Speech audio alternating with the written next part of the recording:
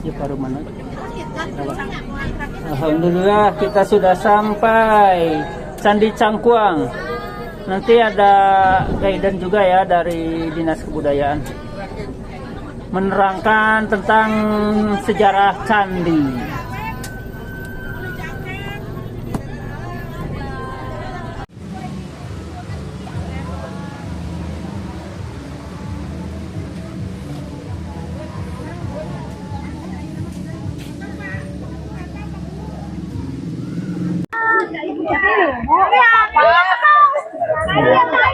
Tour leader dari Garut.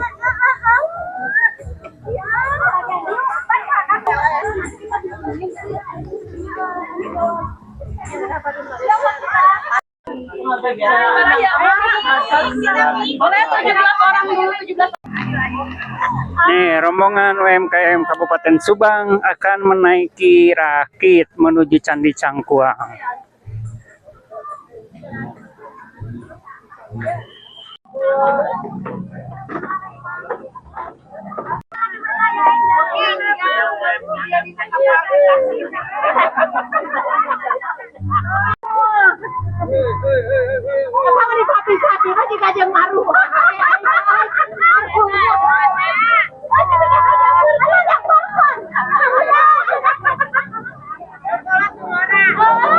Ya, menaiki rakit menuju ke Candi Cangkuang. Awas ada jero ya teh. Ayo masuk.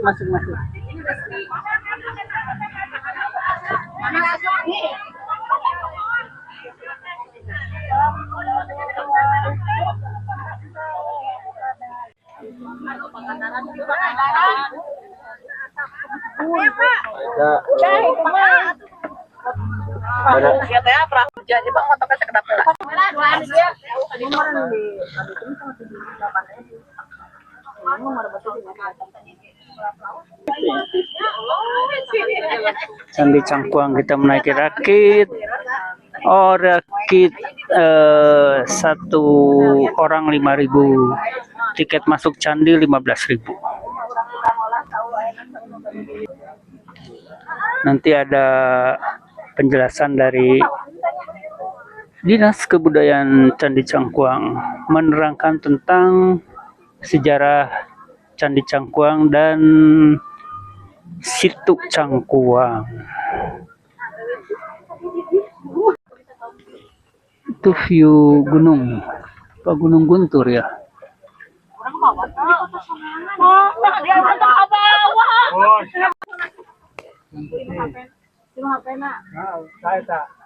Nih sedang maju ini karena digerakkan dengan tenaga manusia, jadi tidak ada suara mesin.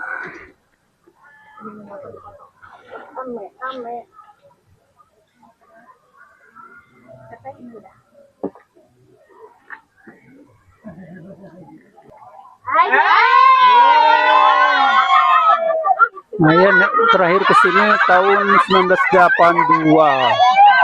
Sekarang 2026.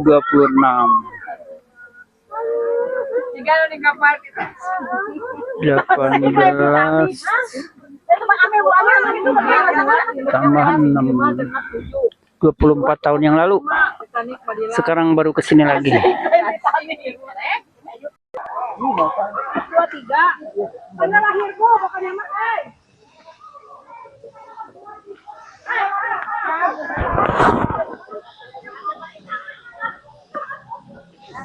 Menuju ke Candi Cangkuang dan museum. Nah, saya Hang Cinta. Masya Allah, tabarakallah.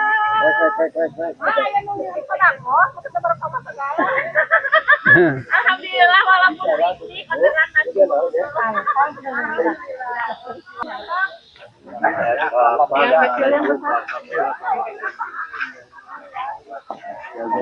jagung bakar Bu.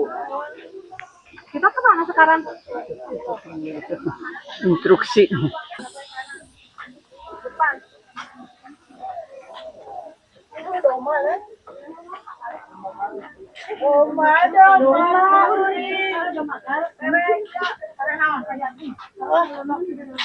Kurang keras saja. Ayo ini kono ukang banyak kurang kawin ai hek. Apa urang? Kalian kami sampai ngomong nanti saya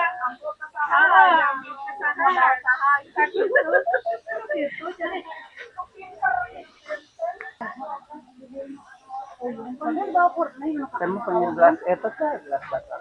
Gelas tapi tina, no? Batok. Suka seberapa? ya, ya. Cuman untuk detail semua lebih lengkapnya nanti ada pemakaran dari bagian nanti di sebelah sana ini Timur dah. Metara. 6 tembayang bersumber dari 6 sumur kampung pulau. 1 tembayang bersumur dari 1 sumur masjid di kampung pulau. Kampung Pulau merupakan kampung tradisional peninggalan Mbah Dalam Arif Muhammad, tokoh penyebar agama Islam abad ke-17 Masehi. Bangunan di Kampung Pulau ini melambangkan anak-anak Mbah Dalam Arif Muhammad. Beliau dikaruniai 7 orang anak, 6 putri dan 1 putra. Kemudian beliau membangun 6 unit rumah melambangkan 6 anak perempuan dan 1 masjid melambangkan anak laki-laki. Kampung ini dinamakan Kampung Pulau karena dulunya di tengah-tengah pulau.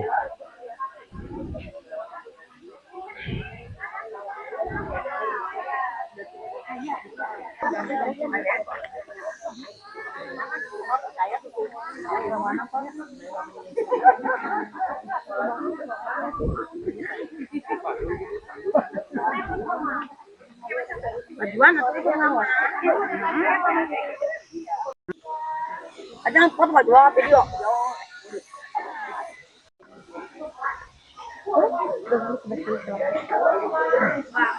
Siwa dengan makam Eyang Badam Arif Muhammad. Jadi ibu bapak di buku itu nggak bilang adanya candi. Cuman ada arca dewa siwa dengan makam Eyang Badam Arif Muhammad. Ditemukannya pada tanggal 9 Desember 1966. Namun waktu itu Bapak Uka merasa penasaran kenapa ada arca dewa siwa dengan makam Arif Muhammad. Kalau siwa itu kan Hindu ya, Arif Muhammad Muslim. Nah 6768 Bapak Uka itu dengan timnya datang ke sini untuk mengadakan penelitian, penggalian dan pencarian batu. Waktu penelitian pencarian fondasi candi, kebetulan ditemukan di sebelah makam Madam Arif Muhammad yang berukuran 4,5 kali 4 meter persegi. Dan batu-batu candi yang asli ditemukan cuma ada 40%.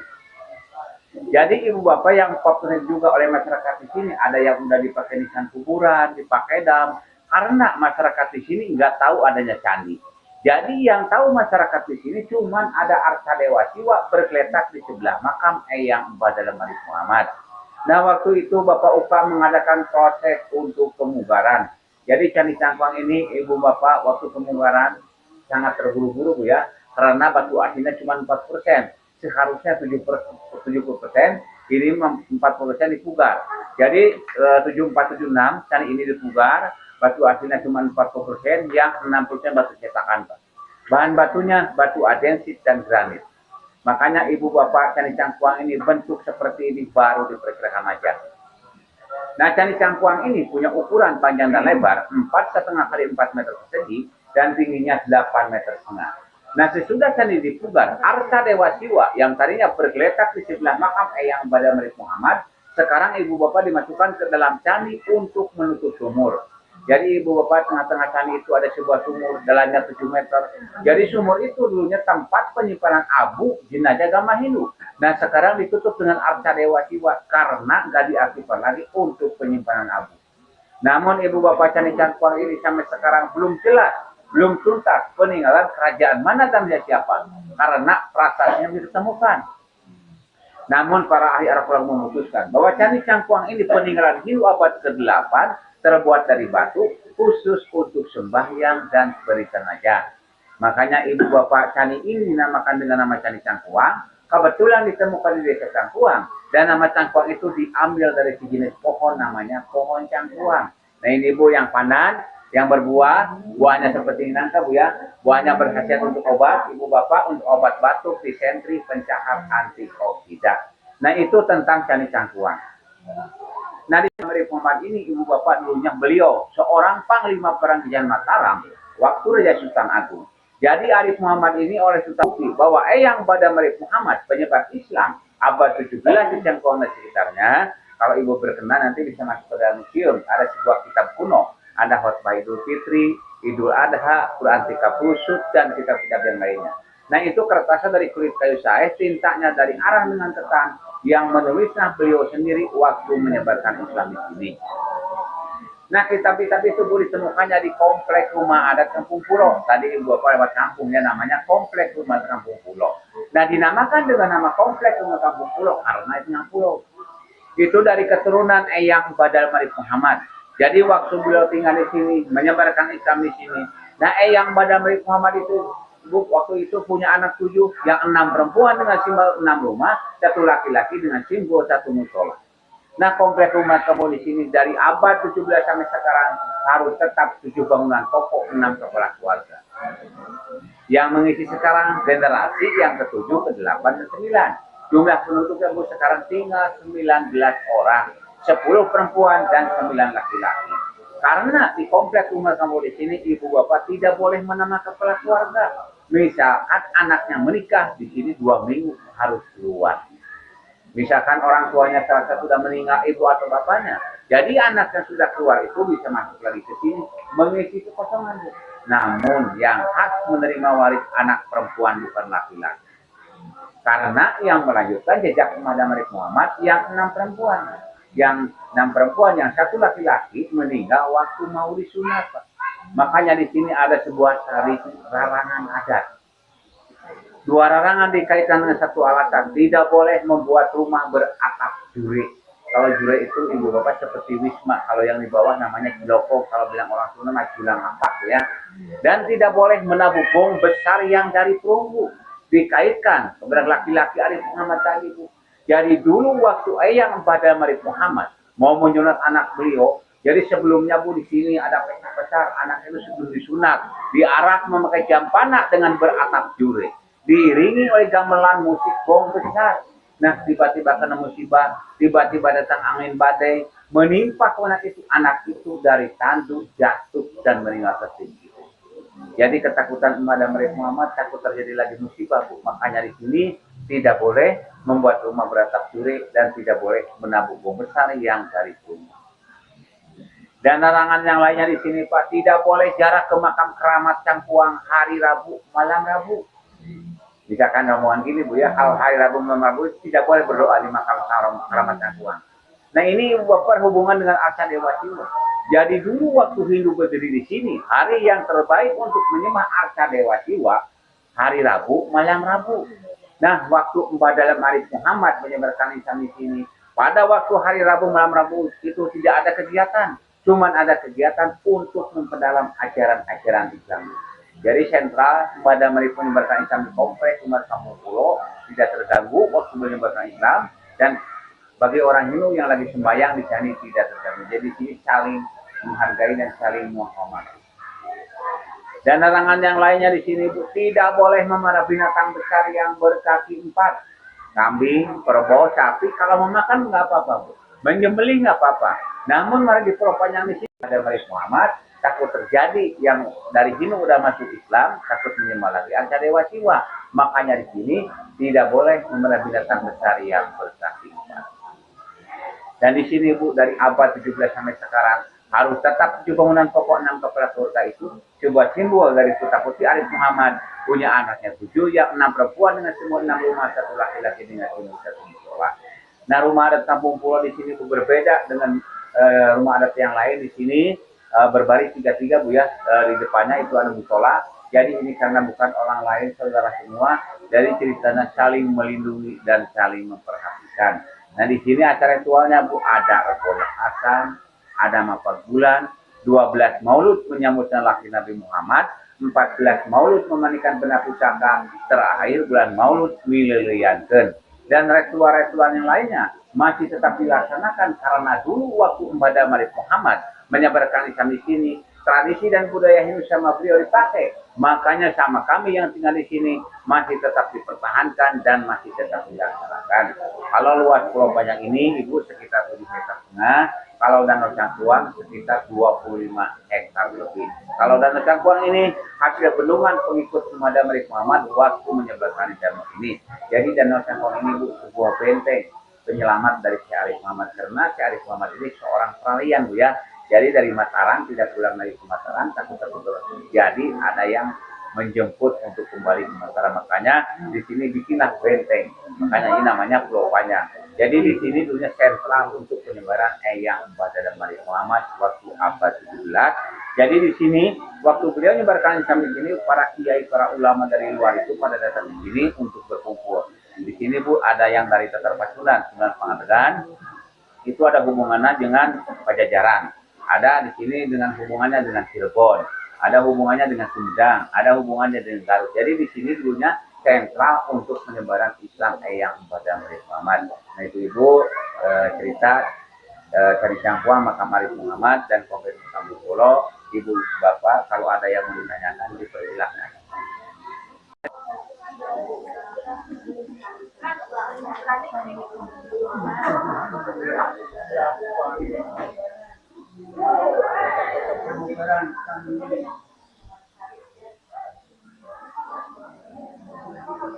Kalau benar, benar.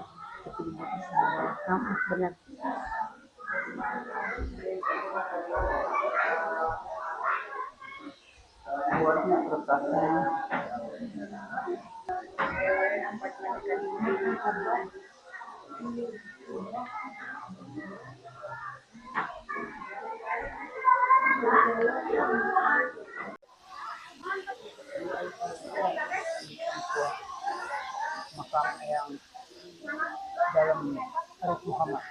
Sebelahnya Candi Cangkuang.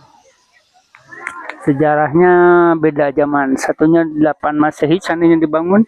Arif Muhammad ada penyebar agama Islam di abad 16.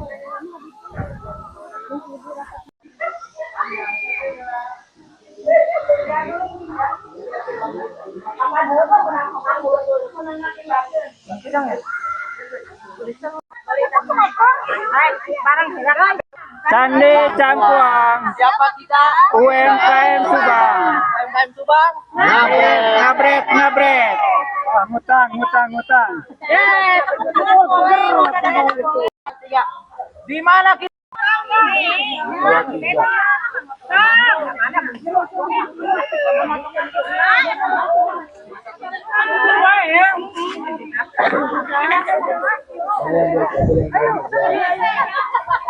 Sedikit summary dari penjelasan dari petugas Dinas Kebudayaan Cangkuang tadi. Jadi Candi Cangkuang ini era peninggalan abad 7 Masehi. Kemungkinan peninggalan kerajaan Galuh.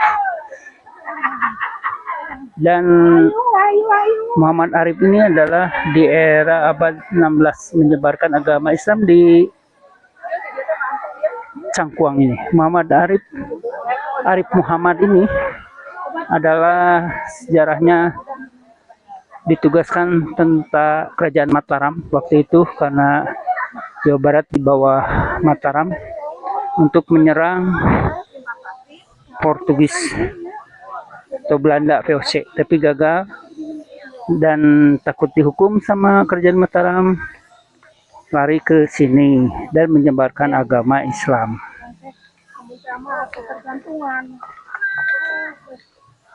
Punya keturunan 6 orang perempuan dan 1 orang laki-laki, dan itu diwujudkan dengan pembangunan rumah di sekitar sini atau di kampung pulau ini sebanyak 6 rumah melambangkan 6 anak perempuan dan 1 rumah mushola melambangkan 1 anak laki-laki, dengan posisi 3 rumah berhadapan dan 1 rumah mushola ini di tengah-tengah.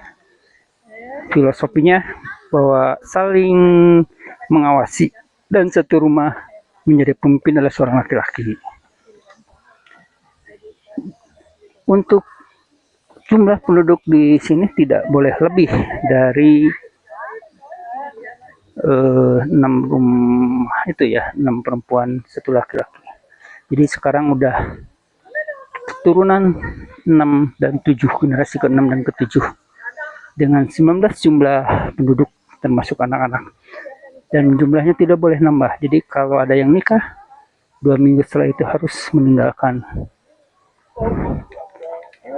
kawasan ini, harus meninggalkan komplek rumah adat Kampung Pulo ini.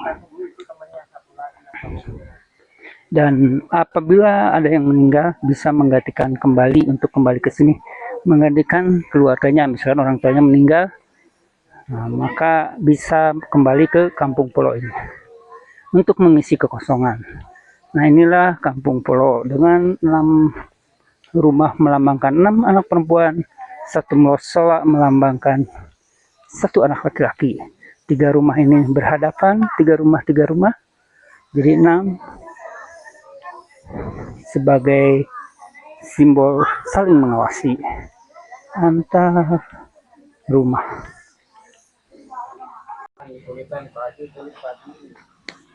Kita sudah meninggalkan Kampung Pulo menuju kembali ke bis dengan menaiki rakit lagi dengan rakit yang sama. Jadi kalau tadi naik rakit nomor 23 atau nomor 21, pulangnya juga harus dengan rakit yang sama.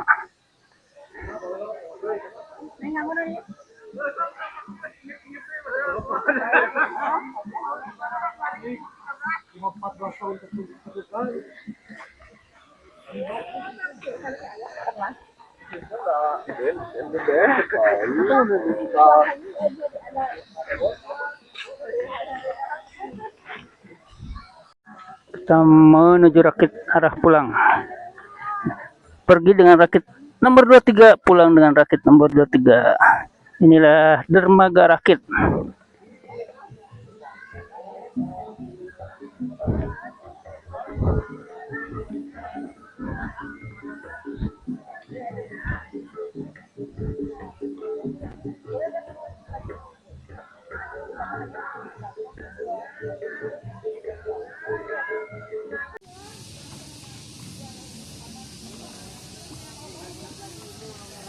Bener Pak, kita yang ini? Iya, yang sama saya mah yang ini 23. Beda.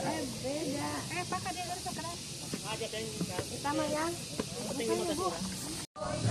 biar langsung masuk lagi ke bis, nyimpen belanja oleh-oleh, langsung kita putar balik ke Sukaregang.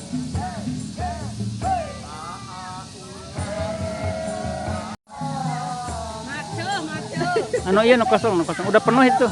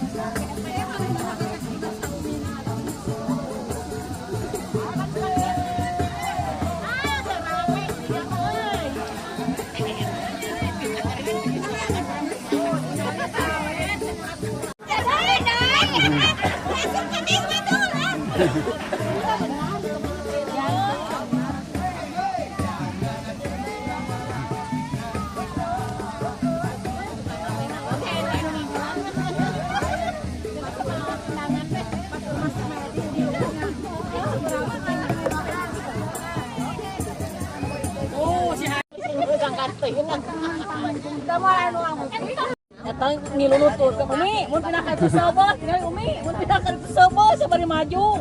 Untuk balik tukang foto ke joget tinggal tukang foto ke joget lagi lila-lila. Jadi bari maju itu mah ini. Itu mah menang duitnya gede. Kurang sudah 50.000 lah baru menang rugi ieu. Aduh, hayang keneh. Euy. Mama biar teh bebas oh, panjang jalan teh juga teh.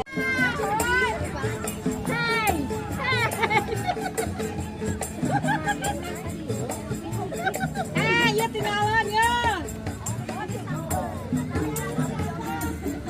Aduh.